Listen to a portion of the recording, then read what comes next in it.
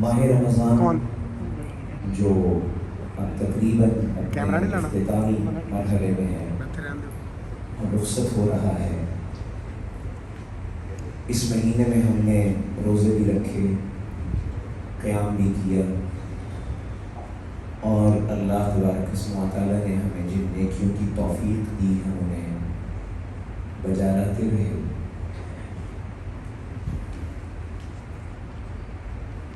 اصل امتحان ہمارا ابھی شروع ہونا باقی ہے۔ سلف صالحین یہ کہا کرتے تھے کہ جو ماہ رمضان ہوتا ہے یہ پھل توڑنے کا مہینہ ہے۔ فصل آپ پورے سال میں لگاتے ہیں، جیسے کسان بیج ڈالتا ہے، پھر اپنی فصل کو تیار کرتا ہے، اس پہ محنت کرتا ہے، پھر ایک وقت آتا ہے وَآتُوا حَقَّهُ يَوْمَ حَصَادِهِ، جب اس نے اپنی لگی ہوئی فصل کا پھل کاٹنا ہوتا ہے۔ تو سارا سال ہم اس جو ایمان کی فصل ہے اس کو عمل کا پانی دیتے ہیں، عمل کی کھاد ڈالتے ہیں، اس پہ محنت کرتے ہیں، مشقت کرتے ہیں، نمازیں پڑھتے ہیں، دعائیں کرتے ہیں، اللہ کو راضی کرتے ہیں، اور کیا مانگتے ہیں اللہ سے کہ اللہ ہمیں رمضان کا مہینہ عطا فرما دینا تاکہ اس میں پہنچ کر ہم تجھے راضی کر سکیں، اس کی برکتوں کو سمیٹ سکیں، اور ہمیں وہ موقع ملے کہ ایسی رات ہمارے نصیب میں ہو جس رات میں وہ فرشتہ اترتا ہے جو فرشتہ نبی کی موجودگی میں اترا کرتا ہے، یعنی حضرت جبریل علیہ السلام۔ جبریل کا کام ہے جب اللہ کے انبیاء اس دنیا میں ہوتے ہیں تو وہ اللہ کی وحی لے کر آتے ہیں ان کے پاس، اور جب انبیاء نہیں ہوتے تو جبریل کے وحی لانے کا کوئی معنی ہی نہیں اور بلاتے ہی نہیں۔ میرے اور آپ کے پیغمبر صلی اللہ علیہ وسلم تو خاتم الانبیاء والرسل ہیں۔ آپ جب آ گئے تو اب نبوت اور رسالت کے دروازے بند ہو گئے، اب کسی اور نے نبی اور رسول کے طور پہ، ہادی و مرشد کے طور پہ نہیں آنا۔ ہاں رسول اللہ کے امتیوں میں بڑے بڑے زہداء ہوں گے، بڑے بڑے علماء ہوں گے، بڑے بڑے رہنما ہوں گے۔ عیسیٰ علیہ السلام بھی جب قرب قیامت واپس آئیں گے وہ رسول اللہ صلی اللہ علیہ وسلم کے امتی بن کے آئیں گے، وہ کوئی نئے نبی بن کے نہیں آئیں گے یا اپنی نبوت کی حیثیت سے نہیں آئیں گے۔ تو جبریل کے اترنے کا کوئی معنی نہیں، لیکن یہ وہ رات ہے جسے لیلۃ القدر کہا جاتا ہے، وہ رمضان کے پورے آخری عشرے میں ہو سکتی ہے۔ بعض علماء کا خیال ہے ان احادیث کی روشنی میں جن میں اللہ کے رسول نے فرمایا اس کو تاخراتوں میں تلاش کرو، یہ تاخراتوں میں آتی ہے۔ بعض احادیث میں آتا ہے اس کو آخری عشرے میں تلاش کرو، لہٰذا علماء کی ایک بڑی تعداد ان احادیث کی روشنی میں یہ خیال رکھتی ہے کہ وہ رات 22 کو بھی ہو سکتی ہے، 24 کو بھی ہو سکتی ہے، جیسا کہ ایک حدیث میں آتا ہے کہ قرآن مجید کا نزول رمضان المبارک کی 24 تاریخ کو ہوا ہے۔ اس میں جفت کا ذکر ہے، تاب کا ذکر نہیں ہے۔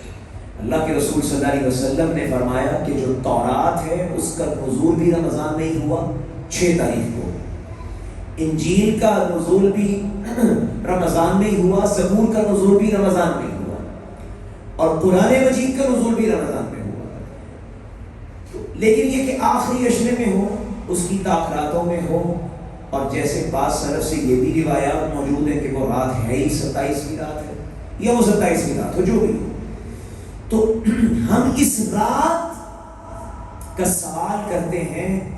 اس رات میں وہ فرشتہ اترتا ہے جو آسمان کے فرشتوں کا سردار ہے، جو وحی کا پیامبر ہے، جو اللہ کے کلام کا امین ہے، جس کو اللہ نے اپنا مقدس دین دے کر اپنے پیغمبروں کے پاس بھیجا، وہ فرشتہ اس رات میں اترتا ہے۔ اس رات میں جسے عبادت اور قیام کا موقع مل جائے اس کی عبادت 83 سال 4 مہینے کی عبادت سے بہتر ہو جاتی ہے۔ تو سلف صالحین سارا سال دعائیں اللہ سے مانگتے تھے، اور یہ دعائیں حرام کھانے سے قبول نہیں ہوتی، یہ دعائیں اللہ کو ناراض کر کے قبول نہیں ہوتی، یہ دعائیں عبادت سے جی چرا کر قبول نہیں ہوتی۔ امام ابن قیم رحمہ اللہ فرماتے ہیں ایک دعا ہے جو اللہ کے بندے کی ہے، ایک دعا ہے جو شیطان کے بندے کی ہے۔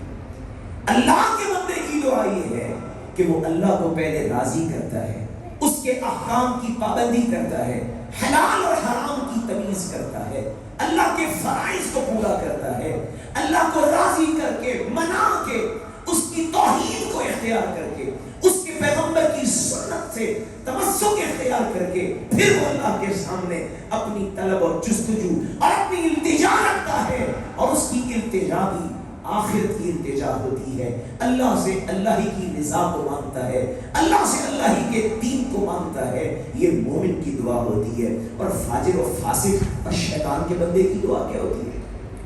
وہ اللہ کا حق بھول جاتا ہے، نماز میں کوتاہی کرتا ہے، مال حرام سے آئے حلال سے آئے فرق نہیں کرتا، احکام کو پامال کرتا ہے، اللہ کی حدوں کو پامال کرتا ہے، اللہ کو ناراض کرتا ہے، اللہ ناراض ہو اسے پرواہ نہیں ہوتی، لیکن جب اس کو اپنا مفاد اور ضرورت محسوس ہو تو اللہ کے آگے ہاتھ پھیلا دیتا ہے، اللہ کے حق کی پرواہ نہیں کرتا اور اپنا حق اللہ سے مانگنا بھولتا ہی نہیں۔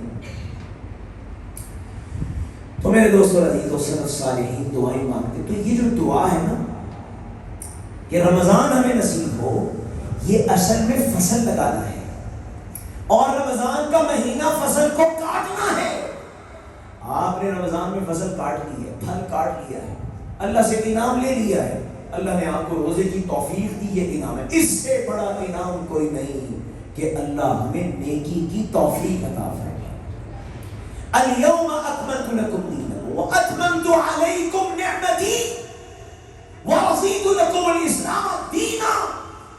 اللہ کہتے ہیں میں نے تمہیں دین اسلام دیا، اس سے بڑی نعمت کائنات میں کوئی نہیں۔ میں نے تمہیں محمد رسول اللہ جیسا امام اور پیشوا دیا، اس سے بڑا اعزاز کوئی نہیں۔ اس لیے کہ پہلی امتوں میں سے کسی کو موسیٰ نبی ملے، کسی کو نوح ملے، کسی کو ابراہیم ملے، کسی کو عیسیٰ یحییٰ زکریا ملے۔ میرے دوست اور عزیزو، ہمیں وہ پیغمبر ملا ہے جس کو اللہ نے نوح علیہ السلام سے لے کر عیسیٰ تک ان سارے نبیوں کا بھی امام بنایا۔ اللہ نے ہمیں اس کا امتی بنایا جس پیغمبر نے خود فرما دیا اللہ کی جنتیں بہت وسیع ہیں، اللہ کی جنتیں اتنی بڑی ہیں، حدیث میں آتا ہے رسول اللہ صلی اللہ علیہ وسلم نے فرمایا یہ ساری جنتوں کا تو تذکرہ نہیں ہو سکتا تھا نا، ما لا عین رأت ولا اذن سمعت ولا خطر على قلب بشر، کسی کان میں ساری جنتیں کیسی ہیں، ان کی حقیقت کیا ہے، تمہارے کان سن نہیں سکتے، تمہاری آنکھیں دیکھ نہیں سکتی، تمہارے دلوں میں خیال نہیں پیدا ہو سکتا، تمہارے تصورات سے بالا ہے، وہ اللہ کی نعمتوں کا خزانہ ہے۔ رسول اللہ صلی اللہ علیہ وسلم نے لیکن کچھ باتیں بیان فرمائیں، کہا اللہ کے راستے میں جہاد کرنے والوں کو اللہ جنت میں 100 درجے دیں گے۔ کتنے درجے دیں گے؟ 100 درجے دیں گے۔ فرمایا جانتے ہو ایک درجہ دوسرے درجے سے کتنا ہے؟ صحابہ نے کہا اللہ کے رسول بتا دیجئے۔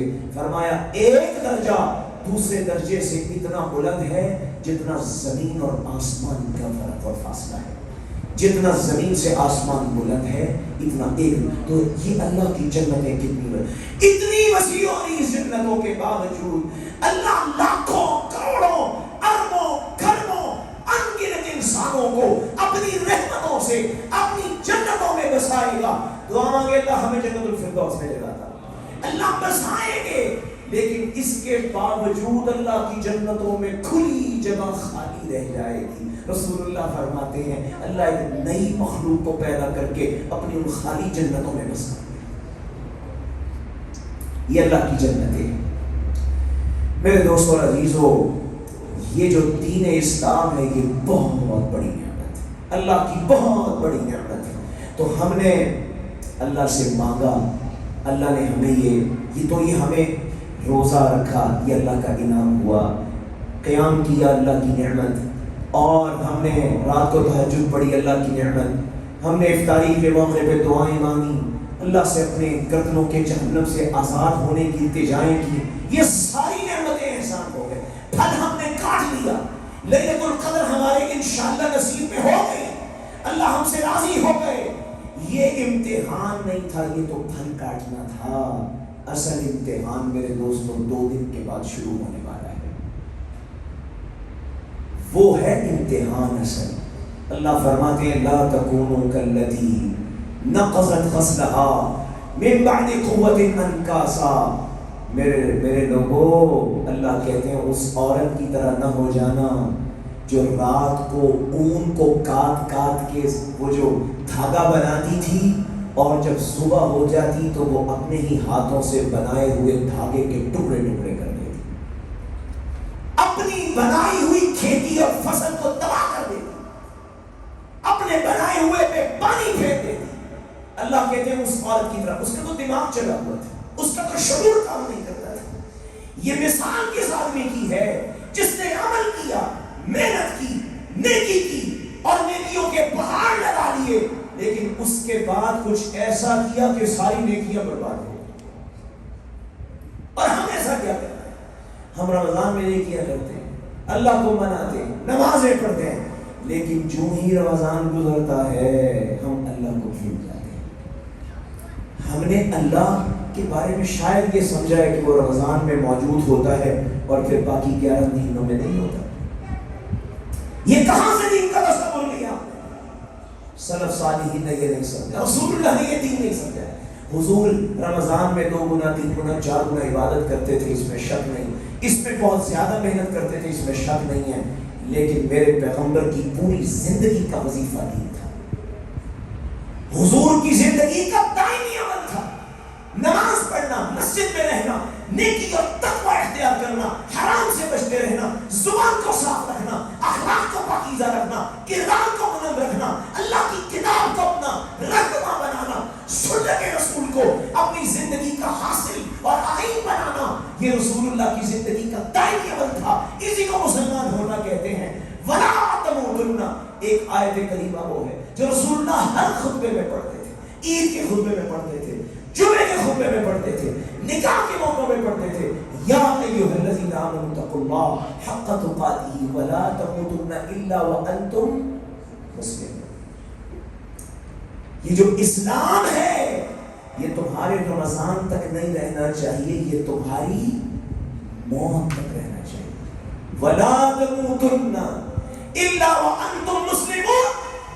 یہ جو تم نے خود کو اللہ کے سپرد کیا ہے, یہ جو تم نے خود کو شیطان سے بچانے کی مشق کی ہے, یہ جو تم نے اللہ کے کہنے پر اور صرف اللہ کے کہنے پر اور صرف اسی کو راضی کرنے کے لیے حلال چیزوں کو 14 گھنٹے چھوڑا ہے, اس اللہ کے کہنے پر اب ساری زندگی کے لیے شیطان کو چھوڑنا ہے, خواہش کو چھوڑنا ہے, حرام کو چھوڑنا ہے. یہ اسلام ہے. اللہ کہتے ہیں یہ اسلام تمہارا موت آنے تک لا تموتن, تمہیں ہر چیز موت نہ آئے مگر اسلام کی حالت میں. رمضان میں آئے گی موت, یہ کہاں سے ہمیں گارنٹی ملی؟ ہمارا تو اسلام مکمل ہی رمضان میں ہوتا ہے. یعنی 5 نمازیں پڑھیں گے تو رمضان میں تو اسلام مکمل ہوگا نا.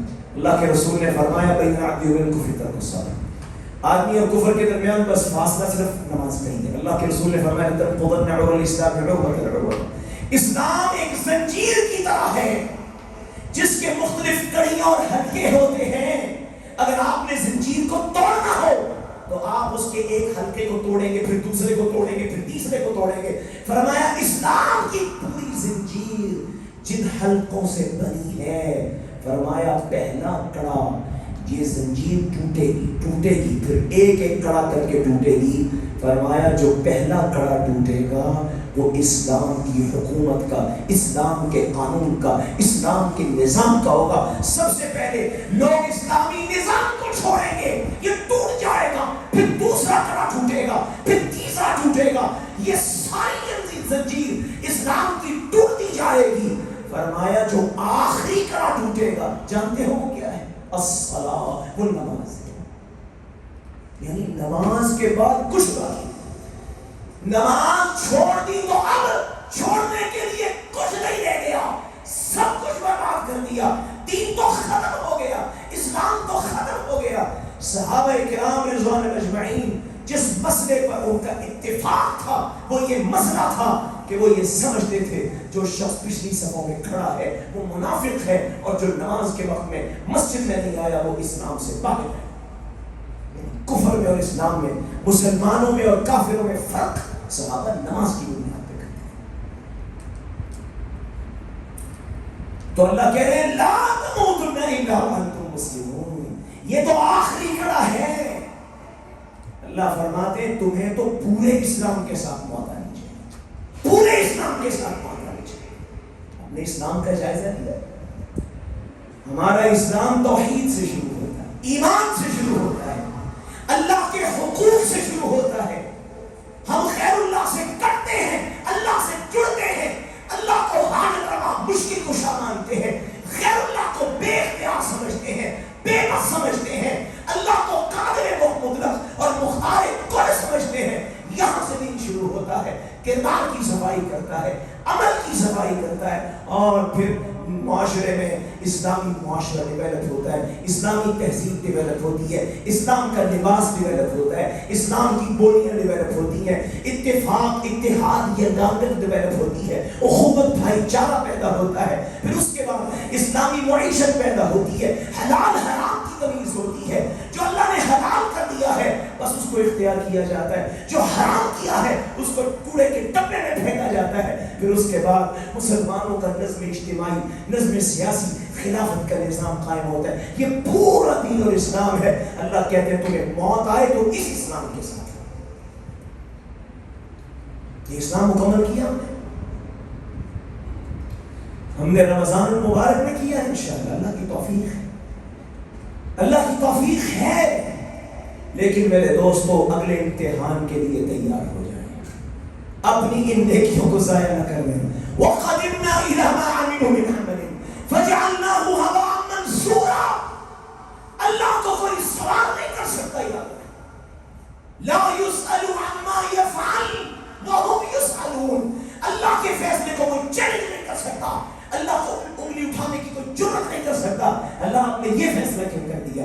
اللہ کہتے ہیں پہاڑ جتنی نیکیاں لاؤ گے کر تو غبار لا بنا کے اڑا دو گا، کون پوچھے؟ وَقَدِمْنَا إِلَىٰ مَا عَمِلُوا مِنْ عَمَلٍ فَجَعَلْنَاهُ هَبَاءً۔ یہ ہوا پتہ کیا ہوتا؟ کبھی روشن دان کھلا ہو اور سورج کی روشنی کی ایک کرن اندر آ رہی ہے، اس میں آپ کو باریک سے ذرے ہوا میں اڑتے ہوئے نظر آتے ہیں، یہ عربی میں ہباءً ہوتے ہیں، ہوا۔ اللہ فرماتے ہیں تمہارے پہاڑ جتنے، اور حدیث کو اگر میں ساتھ ملا لوں تو اللہ کے رسول نے فرمایا صلی اللہ علیہ وسلم جو تہامہ کے پہاڑ ہیں آج بھی سعودیہ میں موجود ہیں، تہامہ کا پہاڑی سلسلہ جیسے ہمارے ہاں ہمالیہ کا ہندو کش کا لمبا پہاڑی سلسلہ ہے، وہاں پہ تہامہ کا لمبا پہاڑی، ایک پہاڑی دو نہیں ہے، پہاڑی سلسلہ ہے۔ رسول اللہ فرماتے ہیں یہ پہاڑی سلسلے جتنے تم پہاڑوں جتنی نیکیاں لے کے آؤ گے اللہ ذرے اور گرد و غبار بنا کے اڑا دے گا۔ اللہ کے ترازو میں کوئی وزن نہیں۔ کیوں نہیں ہوگا؟ اخلاص نہیں تھا، کیوں نہیں ہوگا؟ استقامت نہیں تھی، کیوں نہیں ہوگا؟ دین پہ جمع نہیں تھی، دین دائمی وظیفہ نہیں تھا، دین ہمارا موسمی وظیفہ تھا۔ رمضان آیا دین پہ آیا، رمضان گیا دین سے چلے، 11 مہینے اللہ کو ناراض کیا۔ بھئی فصل کون سی کاٹ دی؟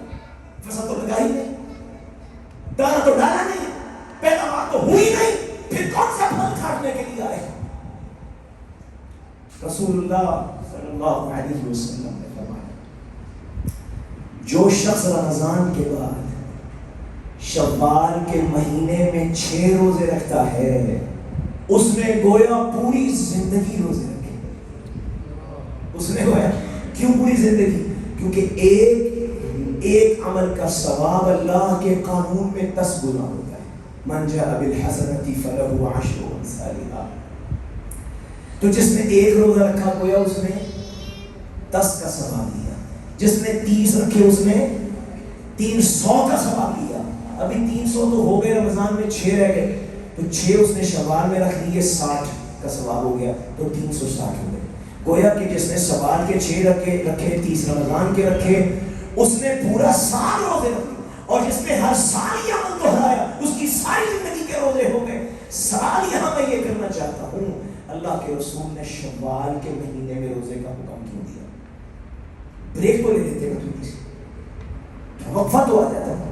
30 روزے 29 روزے تو مسلسل رکھے ہیں, تو یہ کیوں نہیں کیا کہ ذوالقعدہ میں رکھ لینا, ذوالحجہ میں رکھ لینا, محرم میں, سفر میں, جمادی اولیٰ ثانیہ کہیں پہ جا کے رکھ لینا, بریک آ جائے پھر تھوڑا سا ریلیکس ہو جاؤ.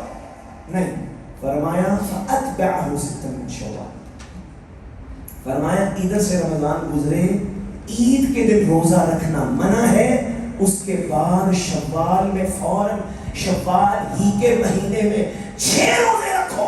محدثین کہتے ہیں اللہ یہ سبق دینا چاہتے ہیں, میرے بندے تو نے جس کام کو رمضان میں شروع کیا ہے, میں نہیں چاہتا کہ اب اگلا مہینہ آئے تو اس کام سے دور ہو جائے, تو پھر اس کام کے ساتھ لگ جائے.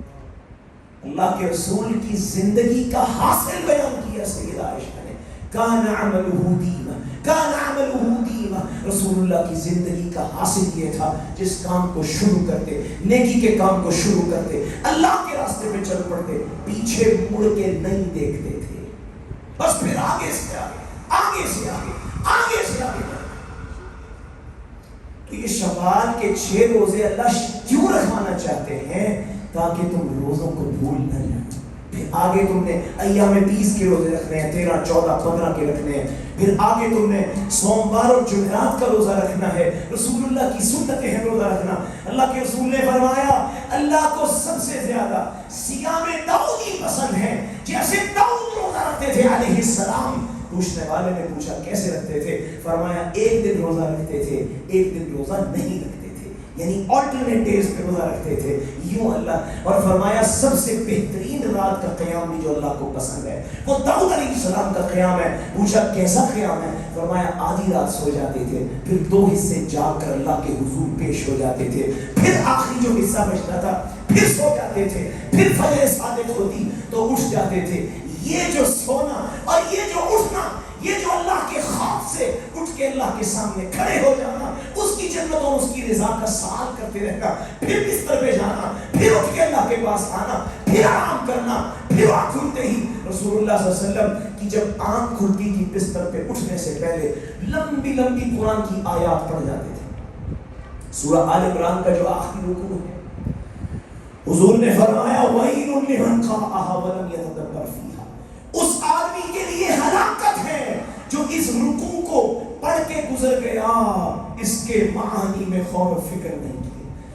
سیدہ کائنات کہتی ہیں, ہماری اماں کہتی ہیں, رسول اللہ صلی اللہ علیہ وسلم رات کو اٹھتے تھے, بستر پہ بیٹھے بیٹھے وضو کرنے سے پہلے, مسواک کرنے سے پہلے, تہجد کی نماز میں کھڑے ہونے سے پہلے سورہ آل عمران کا یہ آخری رکوع پورا پڑھ جاتے تھے. کیوں؟ کیونکہ اس آخری رکوع میں اللہ کی کائنات میں تدبر کا ذکر ہے. ان فی خلق السماوات والارض واختلاف الليل والنهار الذين يذكرون الله قياما وقعودا ويتفكرون في خلق السماوات.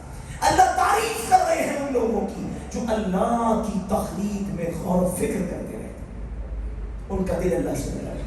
تو کہنا یہ چاہتا ہوں, یہ جو ادائیں ہیں, سونا ہے, جاگنا ہے, اللہ کو منانا ہے, پھر بستر پہ جانا ہے, پھر اٹھنا ہے. امام مالک رحمۃ اللہ علیہ تو خیر سوتے ہی نہیں, وہ عشاء کی نماز پڑھ کے آتے, مصلی پہ کھڑے ہو جاتے, داڑھی کو پکڑ لیتے اور اللہ سے مخاطب ہو جاتے, اللہ تو جانتا ہے جنت میں کس نے جانا ہے, تو جانتا ہے جہنم میں کس نے جانا ہے.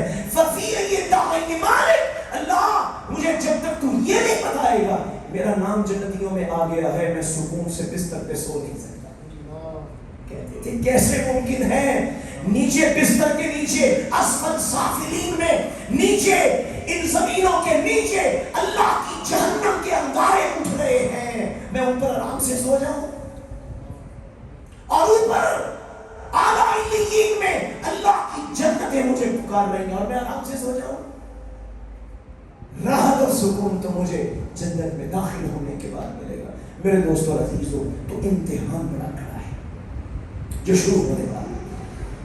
یہ جو شوال کی پہلی رات ہے اس نے فیصلہ کرنا ہے. شیطان مچل رہا ہے, دیوانہ وار. آپ کیا سمجھتے ہیں, یہ تو ہم انسان ہیں, ہمارے اندر بھی شرارت بہت ہے. فَأَلْهَمَهَا فُجُورَهَا وَتَقْوَاهَا, انسان میں اللہ نے فجور بھی رکھا ہے, اس کی جبلت میں رکھا ہے, شرارت اس کے نفس میں رکھی ہے. تو ہم جب چیلنج کر دیتے ہیں نا کسی کو, پھر ہم مر جاتے ہیں, چیلنج سے پیچھے نہیں ہٹتے. آپ کیا سوچتے ہیں, शैतान ने अल्लाह को चैलेंज किया है, छोटा चैलेंज किया, लअत्तखिज़न्ना मिन इबादिका नसीबन मफरूज़ा, बंदे तू पैदा कर ले, उनमें से बड़ी तादाद मेरे पीछे आएगी। सुम्मा लआतियन्नहुम लअक़उदन्ना लहुम सिरातकल मुस्तक़ीम, जो तू रास्ता बनाएगा मैं बैठूंगा बीच में रास्ते के, देखूंगा तेरी तरफ कौन आता है, आगे से भी आऊंगा, मिन खल्फ़ पीछे से भी आऊंगा, वअन इमामिहिम दाएं से भी आऊंगा, वअन शमाइलिहिम बाएं से भी आऊंगा, देख मैं इनको दुनिया की लज़्ज़तों में कैसे फंसाता हूँ, तुझसे गाफिल कैसे करता हूँ। अपनी ढलती हुई जिंदगी और सूरज, अपनी जिंदगी का सूरज गुरूब होता हुआ देखने के बावजूद, और फनाए मुसलसल की हकीकत, फनाए मुसलसल की हकीकत, अल्लाह कहते हैं अपनी जिंदगी की हकीकत जाननी है। कमसली ग़ैसिन अअजबल कुफ़्फ़ार नबातुहु सुम्मा यहीजु फ़तराहु मुस्फ़रन सुम्मा यकूनु हुतामा, उस बीज पे गौर करना जो किसान जमीन में फेंकता है, उस बीज का सीना शक होता है, बड़ी तरोताज़ा, बड़ी सरसब्ज़ शादाब उसमें से जो है वो पौधा निकलता है और हवा के दोष पे झूमता है, लहराता है, खुश होता है, किसान उसको देखता है, उसकी आंखों में रौनक आ जाती है। अल्लाह कहते हैं इसी तरह तुम भी पैदा होते हो, माँ बाप खुशियां मनाते हैं, तुम फूल की तरह खूबसूरत होते जाते हो, खेलते हो, लहमुल व लइब, खेल और तमाशा करते हो, जिंदगी की रौनकें बनते हो, अपनी जिंदगी भी, दूसरों की जिंदगी भी, रिश्तेदारों की जिंदगी भी। अल्लाह कहते हैं लेकिन उसके बाद क्या होता है, वो दाना जब वो पौधा जब पकता है, बड़ा होता जाता है, हत्ता कि खुश्क होना शुरू हो जाता है, हत्ता कि उसके पत्ते जर्द हो जाते हैं, उसका फल थक के टूट के गिर जाता है। सुम्मा यहीजु फ़तराहु मुस्फ़रन सुम्मा यकूनु हुतामा, फिर एक वक्त आता है जोर की हवा चलती है, वही पौधा जो कभी सरसब्ज़ और शादाब था, हवा के दोष पे झूमा करता था, आज उसके खुश्क और जर्द पत्ते उसी हवा के थपेड़ों के सामने ठहर नहीं सके, रेजा रेजा होके, चूर चूर होके मट्टी में दफन हो जाते हैं। अल्लाह कहते हैं यही तुम्हारी औकात है, तुम बचपन से जवानी में, जवानी से मर्दानगी, रजूलियत में, रजूलियत से बुढ़ापे में, और फिर होते होते मट्टी में दफन हो जाते हो।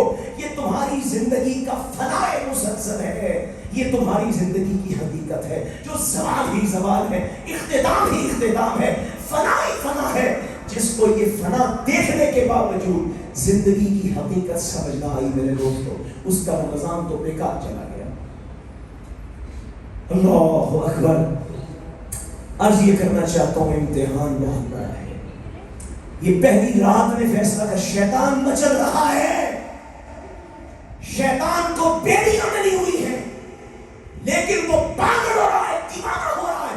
मैंने अल्लाह को चैलेंज किया था, मैंने 11 महीने मेहनत की थी, ये लोग तो मेरे पीछे थे, ये गाने सुनते थे, टीवी देखते थे, फिल्में और ड्रामों के रसिया थे, मीडिया में जाते थे, तस्वीरी कल्चर, तस्वीरों का शौक, लग़वियात, फजूलियात और गीबतें करते थे, अखलाक इनका गिरा हुआ था, मस्जिद से इनका ताल्लुक नहीं था, नमाजों में कोताहियां सुस्तियां थी, अल्लाह का हक पामान करते थे, शिर्क मौजूद था, बिदअत मौजूद थी।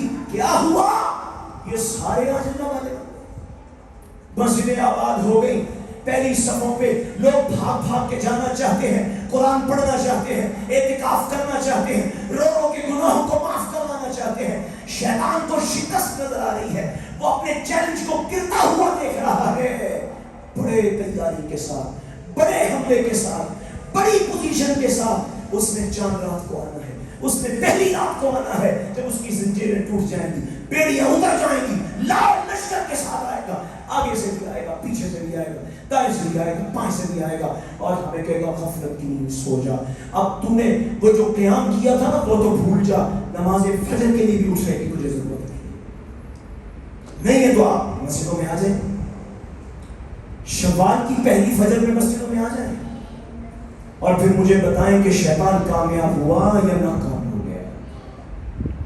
कहां गए क़याम करने वाले जो फर्ज नमाज को छोड़ गए, जो उनके इस्लाम की आखिरी निशानी थी? रसूलुल्लाह ने फरमाया आखिरी कड़ा था उनके मुसलमान होने की आखिरी शनाख्त, उस आइडेंटिटी को भी खो दिया, सोए रह गए। रसूलुल्लाह फरमाते जब मुसलमान बिस्तर पे जाता है, शैतान आता है उसकी गर्दन पे 3 कस गिरे लगा और धमकी देता है सो जा बच्चे, उठना नहीं तुम्हें। लेकिन जो अल्लाह वाला होता है उसकी आंख खुलती है, اٹھ کے بیٹھتا ہے، اللہ کا ذکر کرتا ہے، الحمدللہ الذی احیانا بعد ما وإلیہ، ذکر کرتا ہے، شیطان کی لگائی ہوئی حضور فرماتے ہیں گرہ کھل جاتی ہے، اٹھتا ہے وضو کرتا ہے، دوسری گرہ بھی کھل جاتی ہے، اور پھر اللہ کے حضور کھڑا ہو جاتا ہے، تیسری گرہ بھی کھل جاتی ہے۔ فرمایا شیطان مایوس ہو کے بھاگ جاتا ہے، اس کی صبح ہوتی ہے اللہ کے بندوں والی صبح اور نشاطت والی صبح، اس کی طبیعت بھی تازہ ہوتی ہے، اس کی روح بھی توانا ہوتی ہے اور اس کا ایمان بھی بلند ہوتا ہے۔ فرمایا لیکن جو دوسرا شخص ہوتا ہے، شیطان نے اس کو سلا دیا، یہ سویا رہ گیا، نہ ذکر کیا، نہ وضو کیا، نہ نماز پڑھی، لیکن جب اس کی صبح ہوتی ہے یہ اٹھتا ہے، اللہ کہتے ہیں شیطان کا بندہ بن کے اٹھتا ہے، اس کا ایمان بھی کمزور پڑ گیا، اس کی روح بھی پشمردہ ہو گئی، مردگی میں چلی گئی، اب یہ اللہ کا بندہ نہیں رہا۔ اصبح خبیث النفس، اصبح خبیث النفس۔ اللہ مجھے اور آپ کو طیب النفس بننے کی توفیق عطا، اللہ ہمارے نفس کو پاکیزہ بنائے، اللہ ہمیں ایمان کی حلاوتیں عطا فرمائے۔ اور یہ جو رمضان ہے، یہ یاد رکھیے سر صالحین میں، یہ آخری بات کر رہا ہوں، پوچھنے والے نے پوچھا عمل زیادہ کرنا کوئی بڑی بات نہیں ہے، عمل اللہ کے ہاں مقبول ہو جائے یہ بڑی بات ہے۔ مثال دوں آپ کو، حضرت ابراہیم علیہ السلام نے اللہ کا گھر بنایا، کس کے کہنے پہ بنایا؟ اللہ کے کہنے پہ بنایا، اور وہ گھر بنایا جو ابراہیم کے بنا دینے کے بعد اور پہاڑی صفا پہ چڑھ کے اذان دے دینے کے بعد قیامت کی صبح تک اللہ کے بندوں کا گھر بن گیا۔ ابراہیم اور اسماعیل نے گھر بنایا، نیکی کا اتنا بڑا یعنی ہسٹوریکل کام کر دیا، اور کہہ رہے ہیں، کیا کہتے ہیں؟ ربنا تقبل منا، اللہ اسے قبول فرما لے۔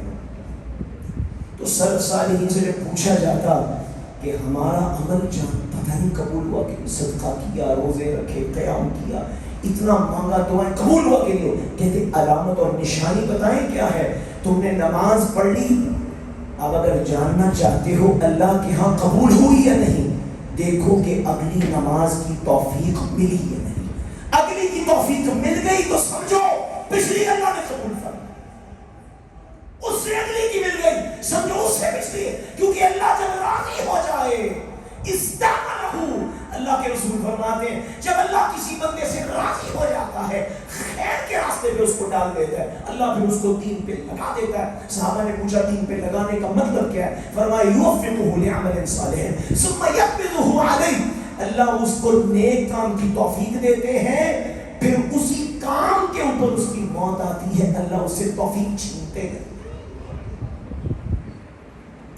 اچھا، میں اسی اصول کو اگر یہاں پہ منطبق کروں تو جس کو رمضان کے بعد بھی روزوں کی، قیام کی، حلال کھانے کی، اللہ کو منانے کی، اللہ کو راضی رکھنے کی فکر لگی ہوئی ہے، وہ سمجھے اس کا رمضان اللہ نے قبول کر لیا، اور جو بھٹک گیا اس کا رمضان چلا گیا۔ اللہ ہماری محنتوں کو قبول فرمائے، اللہ ہمارے روزوں کو قبول فرمائے، اللہ ہم نے جو قرآن سنا اس کو قبول فرمائے۔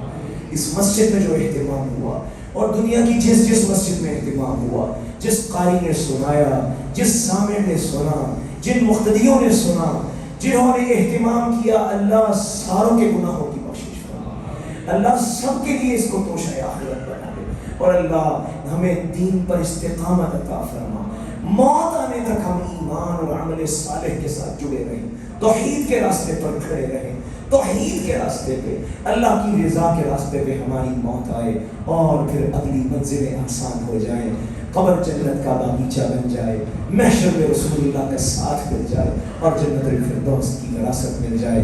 اللہ تبارک و تعالی ہمیں ایسا مسلمان بنا دے کہ اللہ ہم سے راضی ہو جائے۔ وما توفیقنا الا باللہ۔